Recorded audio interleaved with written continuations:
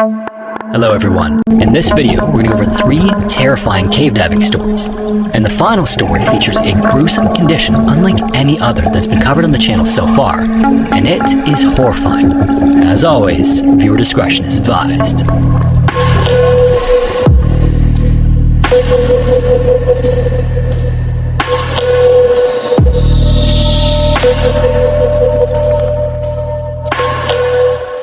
Located in the small town of southeast New York sits the old Tilly Foster iron mine.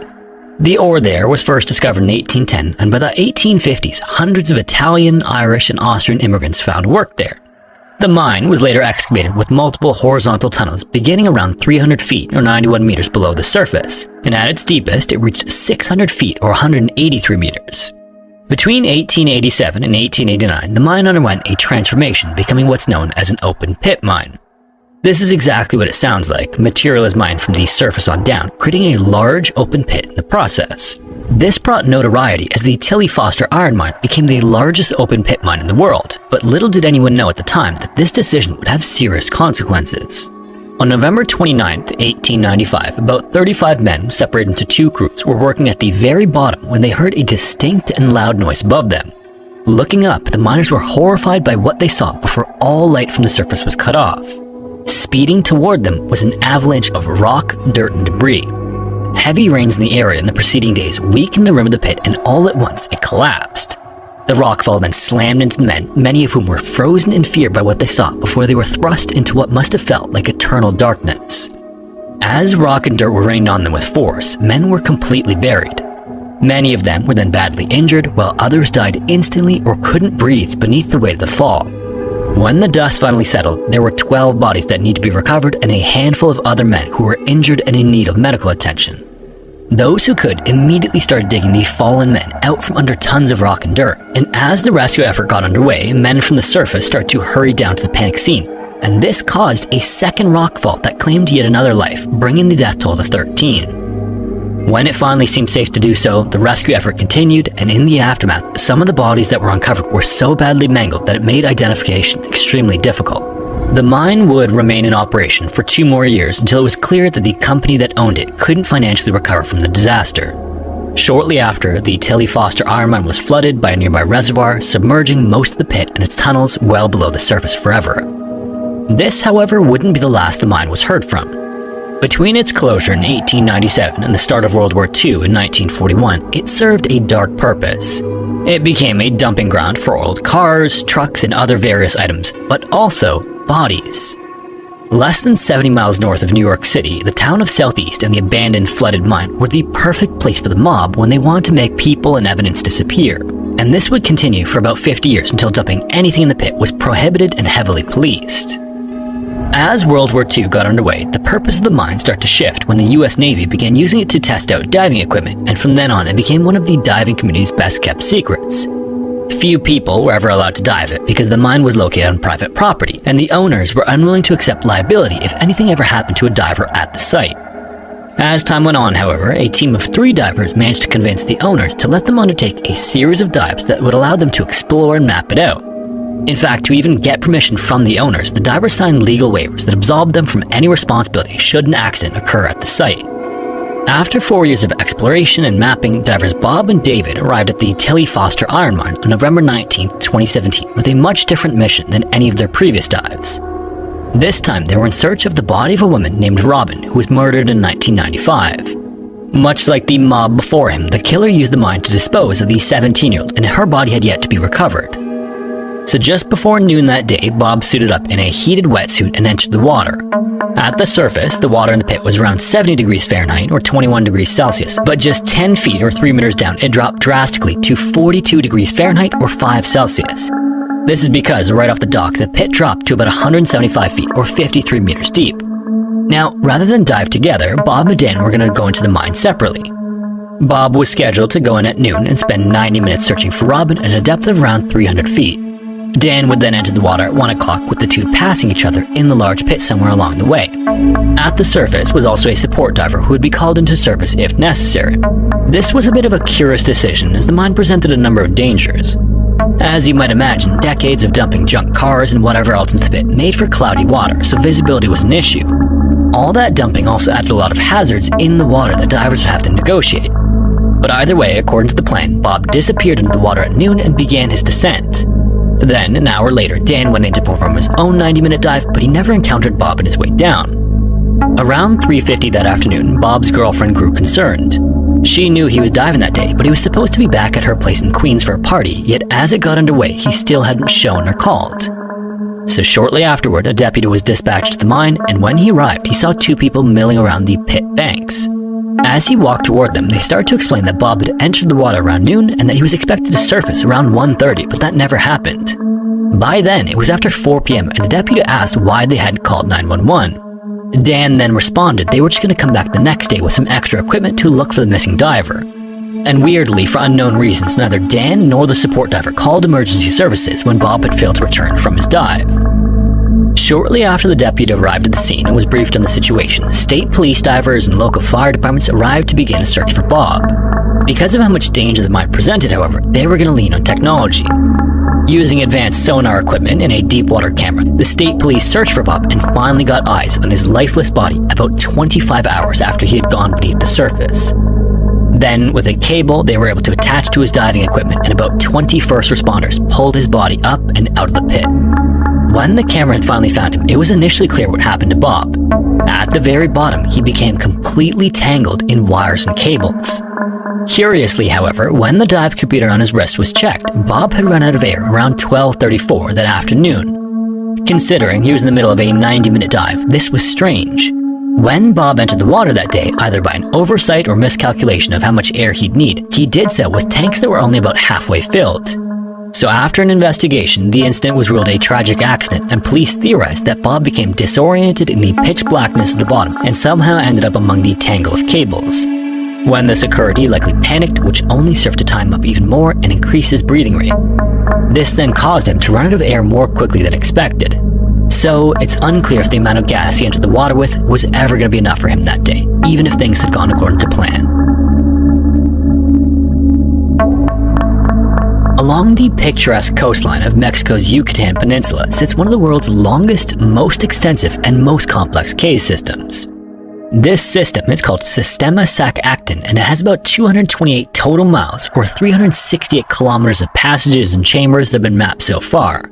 This makes it the longest underwater system and the second longest cave system in the entire world behind Kentucky's Mammoth Cave.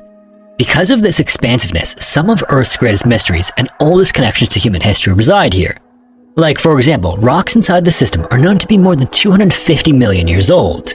There are also mastodon fossils that have been found here, and so have the remains of a human woman thought to be the oldest ever discovered in the Americas.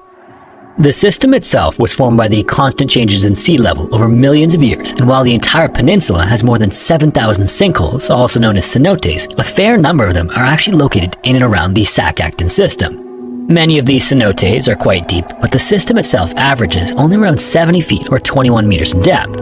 Incredibly as well, despite its age, exploration of the Sac-Actin system didn't really get started until the late 1980s, and its status as the longest underwater system in the world didn't come until a connection to another system was discovered in 2018. So, since most of its known history has been uncovered more recently, it's been a favorite system for cave divers looking for variety. And with more than 220 cenotes as part of this system, which were created by roof collapses inside the cave system, there are plenty of known entrances to its many sections. In December of 2004, a group of 9 certified divers arrived in 2 vehicles just outside Cenote Kalimba along the Koba Road. In terms of difficulty, this section has an average depth of around 33 feet or 10 meters with a moderate current that isn't much of a challenge to seasoned divers.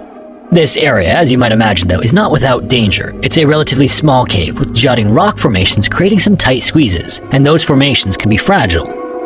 One wrong move can cause rock to break free from the walls, and depending on how severe, this can pin a diver in place or create what's known as a silto, which is when sediment becomes suspended in the water, greatly affecting overall visibility.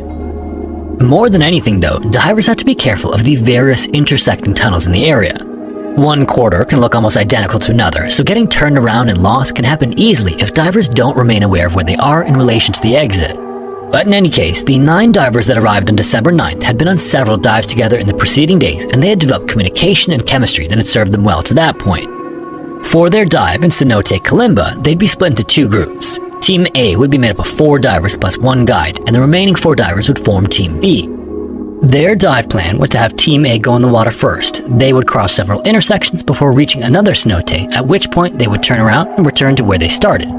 Team B was supposed to follow almost exactly the same dive plan, but they would enter just after Team A, and they would turn around just before reaching the second cenote. So at around 9 o'clock that morning, all 9 divers were suited up and in the water of Cenote Kalimba when Team A began their dive. Following the permanent line, Team A dove to the very end where they encountered the first intersection. Before advancing any further, one of the divers pulled out a yellow plastic cookie marked number 1 and fixed it to the jump line across the intersection. This was to both let other divers know that the line was in use and to let Team B know this was the correct line to use. After crossing the intersection, they were on a new permanent line, which we'll call line number 2. Further down line number 2, Team A reached another jump at another intersection. One side of this intersection led downstream to their goal, which was a cenote known as Cenote Box Chen. So, using a spool of rope, one of the divers fixed it to the end of line 2 and connected it with the next permanent line, which we'll call line number 3. As the diver was doing this, they also left cookie number 2 on it to indicate to other divers and to Team B. A little while earlier, and shortly after Team A descended into Cenote Kalimba, Team B began its dive. After about 32 minutes of traveling through these small cave passages, they came across the first gap that connected line 1 and line 2. Once at this intersection, the team followed line 2 for about 65 feet before reaching the jump to line 3. The team then continued down line 3 until they reached the end of their dive as was planned before they entered the water, so they turned around and began making their way back to where they started. When they reached cookie number 2 again, however, they made a huge mistake.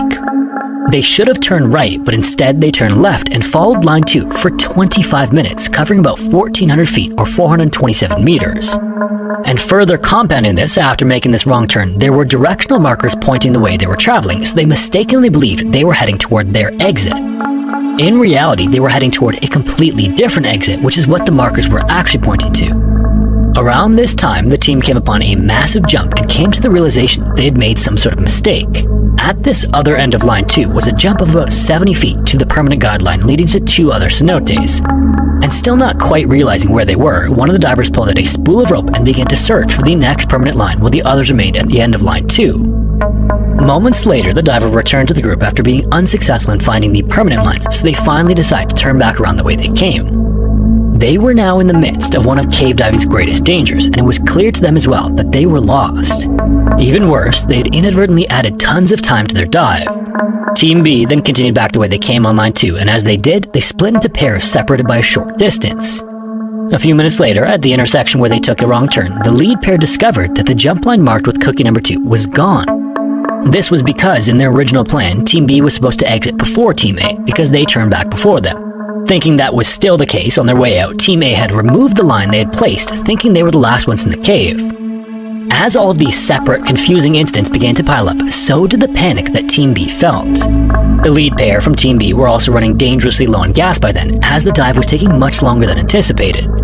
Not only that, but the fear from getting lost had increased their individual respiration rates, which burned through the reserve gas they had. This ended up becoming so critical that the two then started budding breathing because one diver got so low in air they were close to running out. Around this time, Team A surfaced at Cenote Kalimba, and the guide was immediately concerned when they couldn't find members of Team B anywhere. Team A's dive had also taken 99 minutes to complete, and if Team B wasn't back soon, they knew they'd be in serious danger of running out of air. Then, moments later, the lead pair from Team B surfaced at Cenote Kalimba with just a small amount of gas remaining between them. When they were asked about where the other two were, the lead pair said they couldn't have been too far behind them since they could see their lights during the dive when they looked back. But after waiting another little while, the second pair still hadn't reached Cenote Kalimba. So, grabbing some extra tanks, the guide and several divers from Team A re-entered the water to search for the last two divers, but they wouldn't have to go too far to find them. Just 250 feet from the safety of Cenote Kalimba, the two divers were discovered against the ceiling of the cave. Both were completely lifeless with their regulators floating alongside them. It was clear that both had drowned when their air pressure was checked and found to be 0. One of the Team A divers then grabbed hold of the first deceased diver from Team B and returned to the surface. The second diver's body was a bit more challenging to free due to a restriction in the area, but the guide and another diver from Team A were eventually able to recover the body.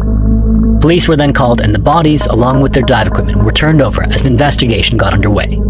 In interviewing each of the divers, particularly the survivors from Team B, police uncovered the simple navigational error that led to the deaths of the rear pair.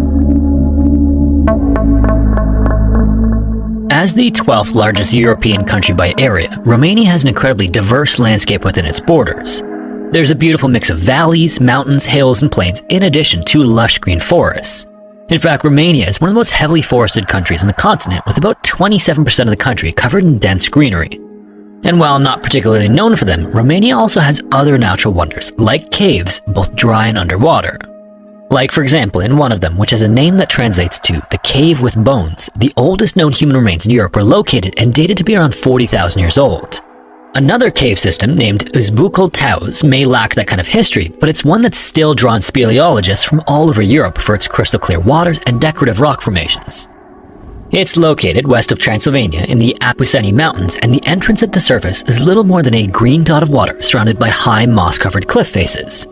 The entire area around the small body of water is about as beautiful as you can imagine, especially when the forest leaves change color and fall. Beneath the surface, though, is just as, if not more, gorgeous. The waters of the cave are a pristine bright blue, similar to what you'd find in the ocean, but much, much colder.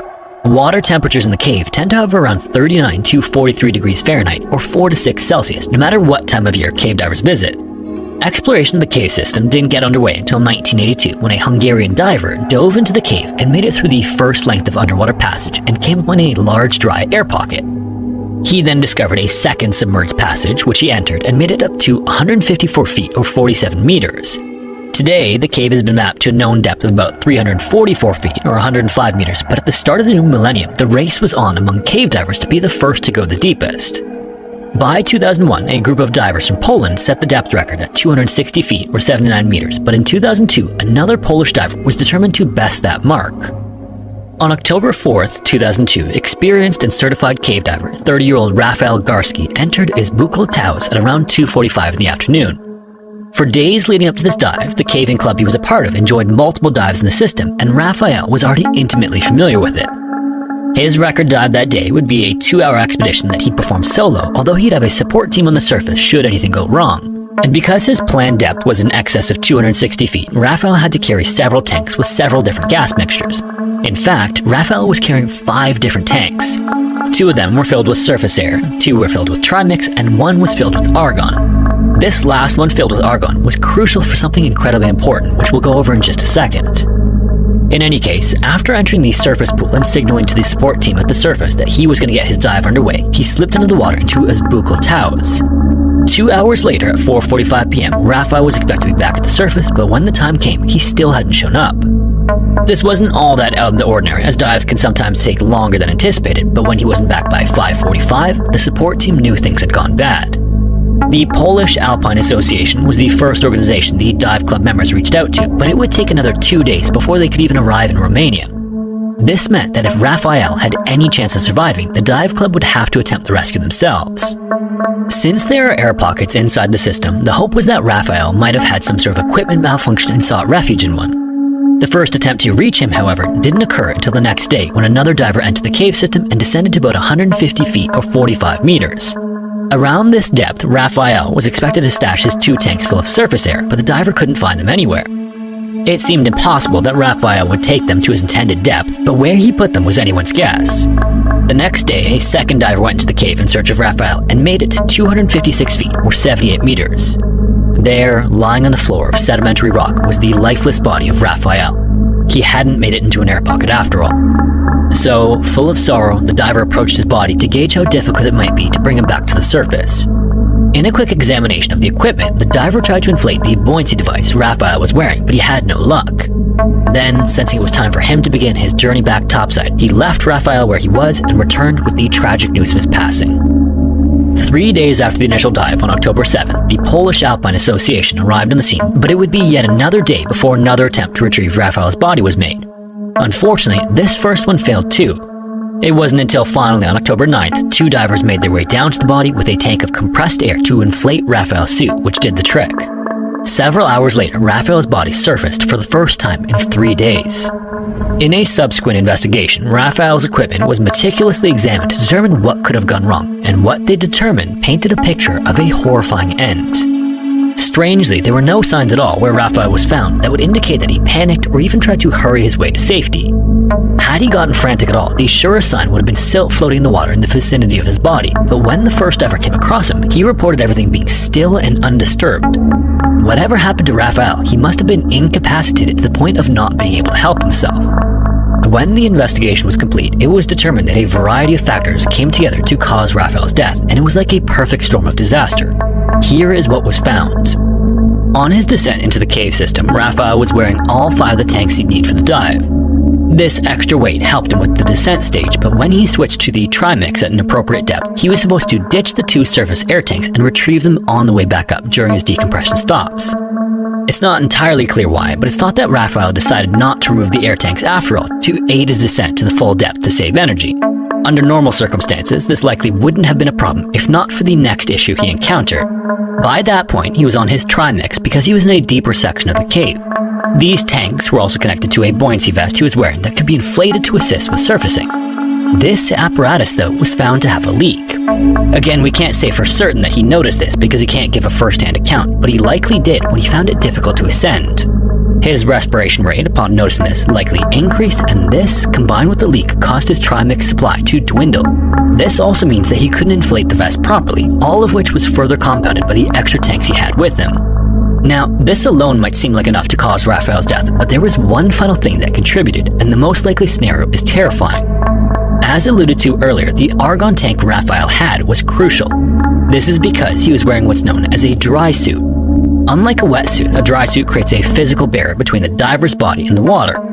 This suit also has a small amount of gas in it, which helps to keep the diver warm, and argon is sometimes used because it has better thermal insulating properties than regular air. When the argon tank was examined after his death, however, it was completely empty and a leak was discovered. Once this gas ran out, Raphael's window to save himself started to rapidly close because that's not the only point of the gas in the dry suit. When the argon gas tank was tapped out, it did 2 things. First, hypothermia likely began to set in, which would have caused Raphael uncontrollable shivering, confusion, drowsiness, and a loss of motor skills. But second, and more importantly, as a diver descends in a dry suit, they have to add more gas to their suit because of the pressure at depth. This is because the volume of gas in and at the surface gets compressed immensely as depth increases. This initial volume, if no more gas is added, eventually compresses to the point that it's like a vacuum seal, like you might see with vacuum sealed clothing. When this occurred, it would have rendered Raphael's limbs almost completely immobile, and not only that, the suit would have tightened around him so much that he would have experienced intense pain from the squeeze. So, unable to inflate his buoyancy device, carrying excess weight, and completely helpless to do anything about it, Raphael sank like a stone and could do nothing but watch and wait. At some point during this process, he did manage to switch from his trimix tanks to his surface air tanks, but at that kind of depth, severe narcosis was a certainty. Raphael likely spent his final moment in agony and fear before drifting into unconsciousness. His death was ultimately ruled an accident caused by hydrocution, otherwise known as cold water shock. If you made it this far, thanks so much for watching. I've mentioned this before, but it's getting harder and harder to come by caving stories. So if you know of any that you haven't seen on the channel, I'd love to hear them, and you can submit them to the form in the description. Also, thanks so much to all the divers who reached out about the third story. Your expertise was invaluable in ensuring the details were correct. At least, I hope they were. Anyways, thanks again, and hopefully I will see you in the next one.